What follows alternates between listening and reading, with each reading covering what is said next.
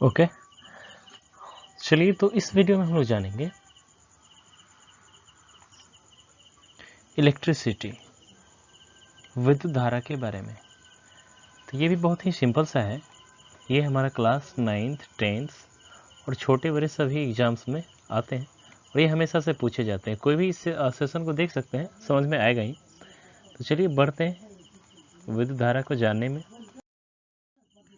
तो सबसे पहले आते हैं तो इसको डेफिनेशन देते हैं हम लोग कि इसका डेफिनेशन क्या होता है। इसका डेफिनेशन बड़ा सिंपल सा होता है कि किसी चालक पदार्थ से होकर आवेशों के सतत प्रवाह को ही विद्युत धारा कहते हैं। ये हो गया। या इलेक्ट्रॉनों के सतत प्रवाह को ही विद्युत धारा कहा जाता है। ये इसका इतना सिंपल सा हो गया। अब हम लोगों ने यहाँ पे चालक पदार्थ इसलिए यूज किया है क्योंकि यदि इलेक्ट्रिक करंट पास होता है तो वो कंडक्टर ही होता है, इसलिए चालक पदार्थ का उपयोग किया गया है डेफिनेशन में। और फिर से रिपीट करूं कि किसी चालक पदार्थ से होकर आवेशों के सतत प्रवाह को ही विद्युत धारा कहते हैं, या सिंपल सा कह सकते हैं कि इलेक्ट्रॉनों के सतत प्रवाह को ही विद्युत धारा कहते हैं। इसके बारे में जाने तो इसमें हमारा नया चीज आया है आवेश।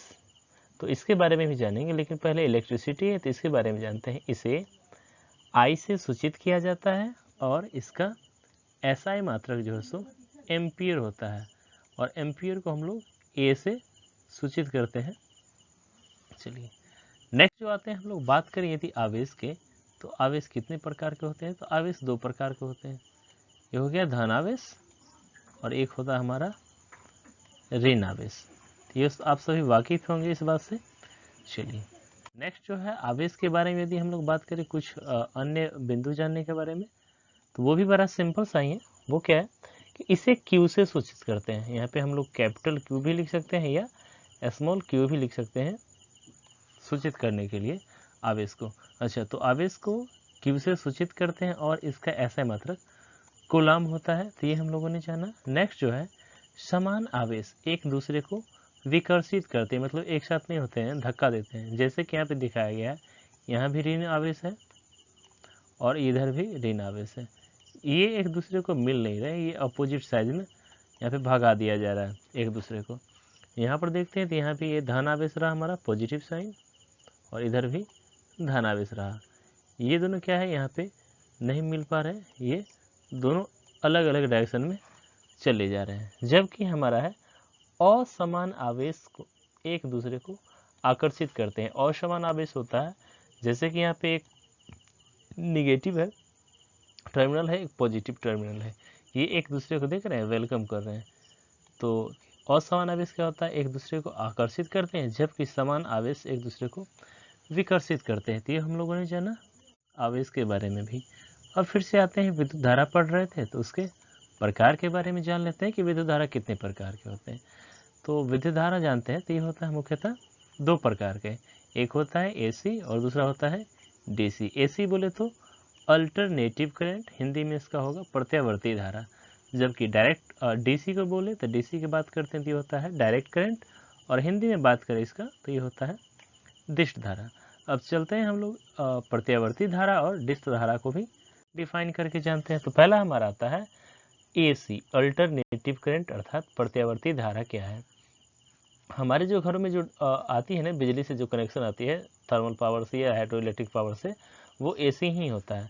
इसका डिफिनेशन ऐसा होता है कि ऐसी धारा जो एक ही समय में समान तथा विपरीत दिशा में प्रवाहित होती है उसे प्रत्यावर्ती धारा कहते हैं। एक ही समय में या तो इधर भी जा सकता है और एक ही समय में इधर भी आ सकता है, दोनों ओर चला जाता है, या तो निश्चित दिशा में या निश्चित दिशा के विपरीत दिशा में प्रवाहित होने वाली धारा क्या कहलाएगी, हमारा प्रत्यावर्ती धारा कहलाएगी।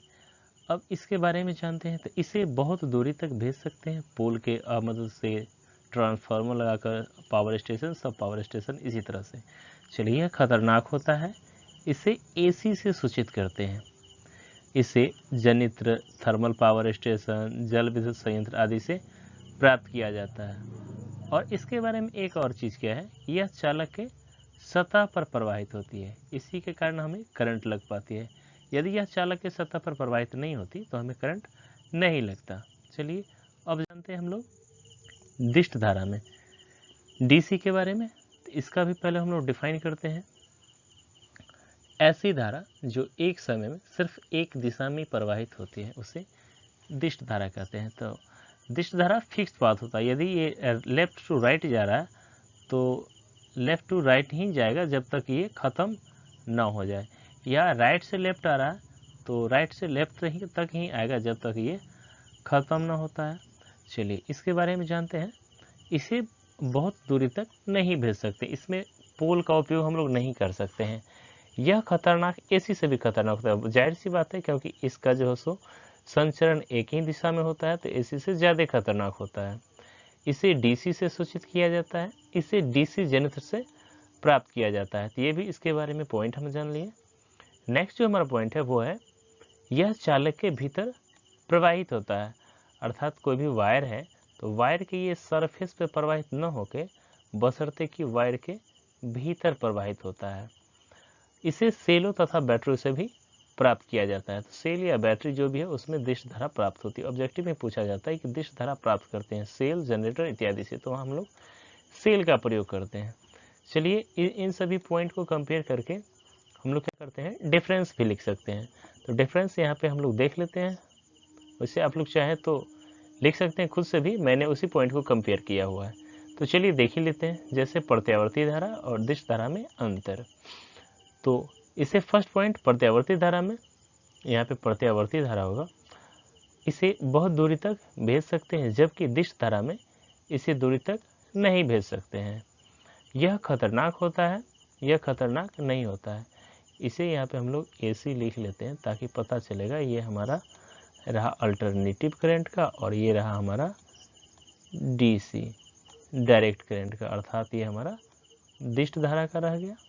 चलिए फिर तीसरा पॉइंट कंपेयर करें तो इसे AC से सूचित किया जाता है, जबकि इसे DC से सूचित किया जाता है। इसमें इसे जनित्र, थर्मल पावर स्टेशन, जल विद्युत संयंत्र आदि से प्राप्त किया जाता है, जबकि इसे DC जनित्र से प्राप्त किया जाता है। यह चालक के सतह पर प्रवाहित होता है। कौन? तो AC जो होता है प्रत्यावर्ती धारा चालक के सतह पर प्रवाहित होता है, जबकि DC जो है हमारा यह चालक के भीतर प्रवाहित होता है। तो ये सब सिंपल स्टेप थे जो हमारा इसका डिफरेंस दे करके गया। तो चलिए आज के वीडियो में इतना ही रहने देते हैं। हम लोग मिलते हैं नए वीडियो में, तब तक के लिए धन्यवाद।